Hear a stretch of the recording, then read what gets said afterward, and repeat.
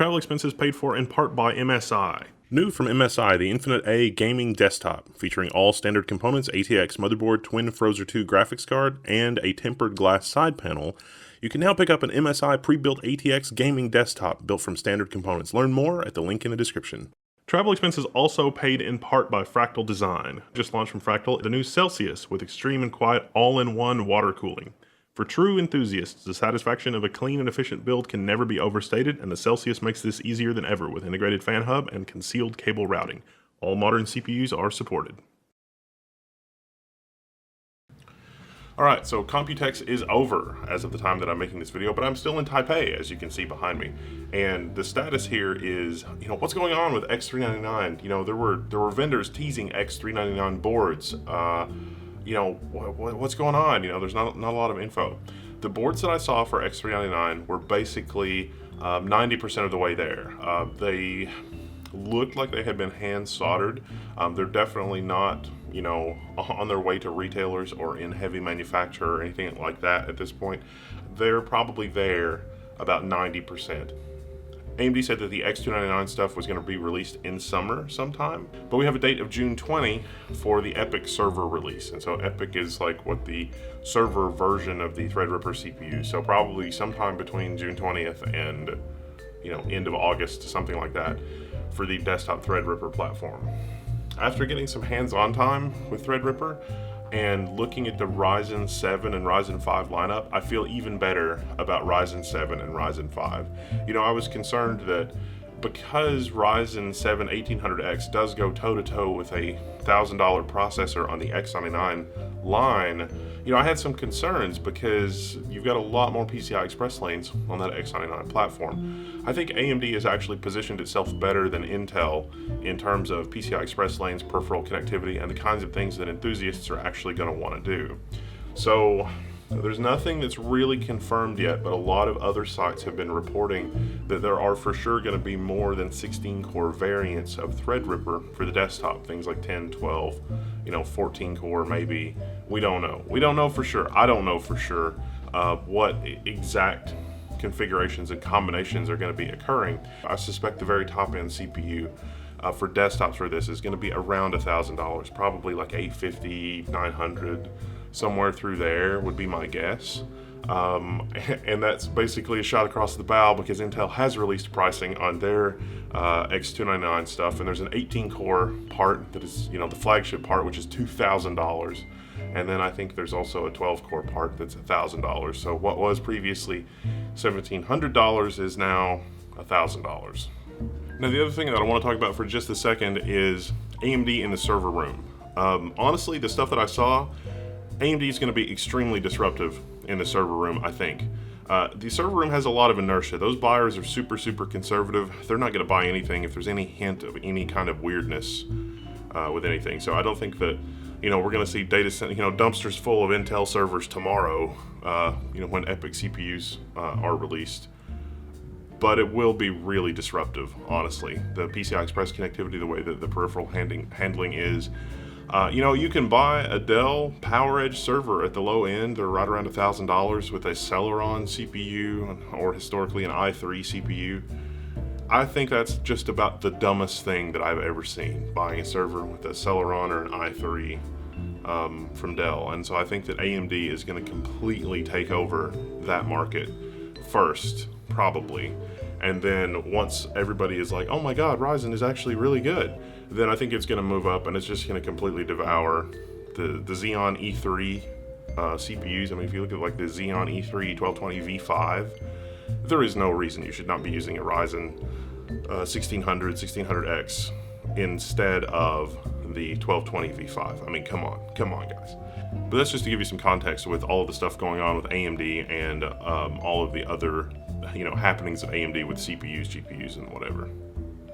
Don't forget that NVIDIA has a 16 gigabyte HBM2 product that is $6,000, and they've had that for about a year. So that's the real reason why RX Vega is a little bit delayed. So what else is going on with AMD? Okay, there's Vega. Where is Vega? So at the last event, they said, wait for Computex and we'll teach you more about Vega. no, that was, I don't know what's going on with this whole Vega thing, but you know, it's like we're gonna tease Vega at this event, and there's gonna be more information at the next event, and then at that event, it's like we're gonna tease even more information, but we're not actually gonna give you really anything concrete. So there was a demo, there was an AMD keynote, and the AMD keynote, honestly, for what it was not bad. They showed off a Crossfire Vega solution, which is good and bad. It's good because it showed Threadripper driving to RX Vega GPUs.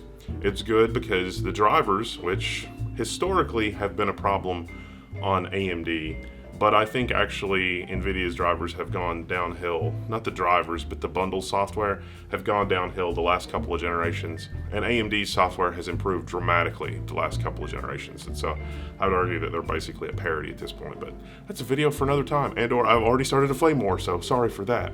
But the situation is probably good from a software standpoint in that, you know, they have drivers that are far enough along to actually play Prey at, you know, in Crossfire at 4K, so that's good. The bad is that they didn't show the frame rate counter, and with the stream and what was happening in the live press event, there was no frame synchronization, no FreeSync. I mean, come on, guys, come on. And yeah, it didn't really look that good for those reasons. So I don't think it was stuttering because of low frame rate or anything like that. I just think that there was a synchronization problem between like the projector or whatever they were using and the display. I'm not really sure what was going on there, but the lack of transparency around that has led to, you know, Raja doing a bunch of tweets and correcting one of the AMD marketing people who said that, oh no, there were 4 Vegas that were doing that. I was like, no, it was 2. Those were Founders Edition. No, it was RX Vega. So a little bit of a mess there, guys. Come on. I can help you with this, but you know, that's cool. That's whatever. I don't know. We can work together. It'll be fine. Now, one thing I'll point out real quick on this Vega demo, it looks like there's multiple tearing. Multiple tearing you get when the frame rate is really high. But, you know, honestly, that's a little bit too much like reading the tea leaves. So I wouldn't read too much into that. I feel like AMD should have just done better with the demo, like I said before. I actually feel better, honestly, about Vega after Computex than I did before. But it really sucks because the RX Vega, the consumer version of Vega, you're gonna have to wait until August.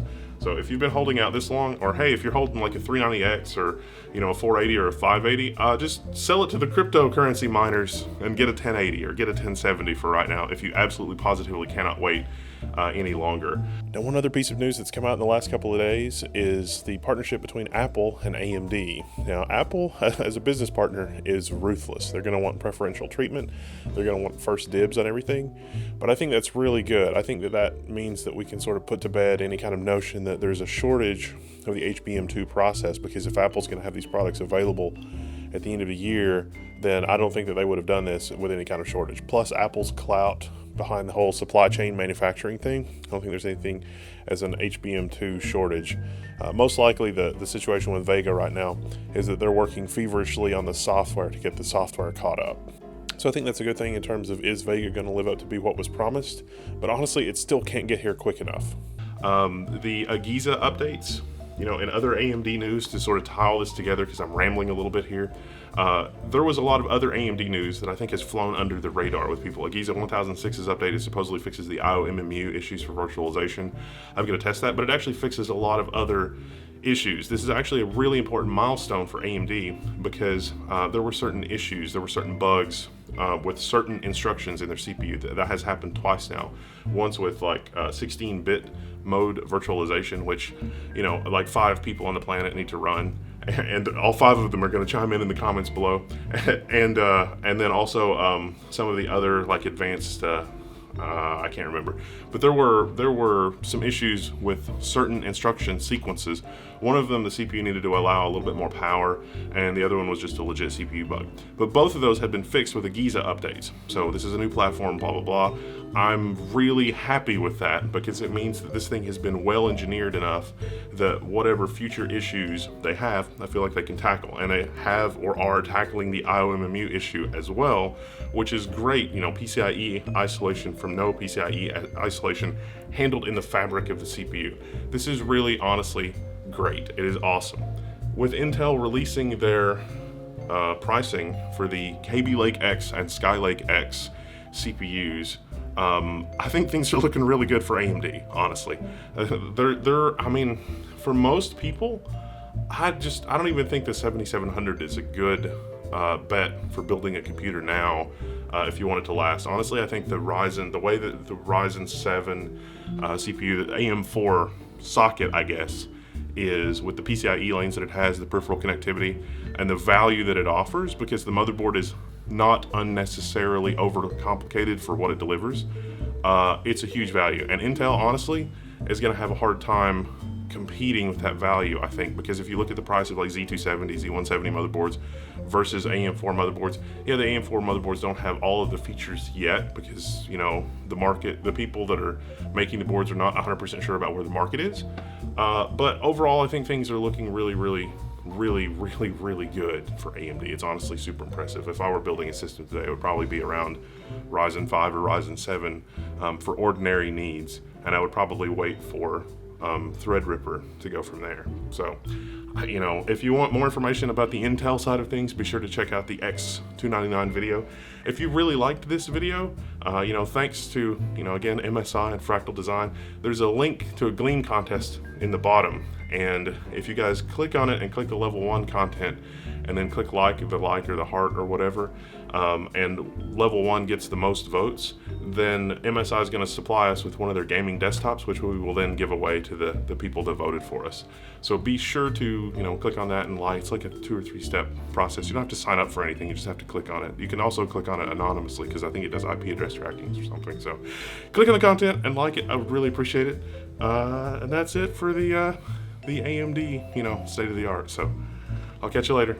Wendell signing out. See ya.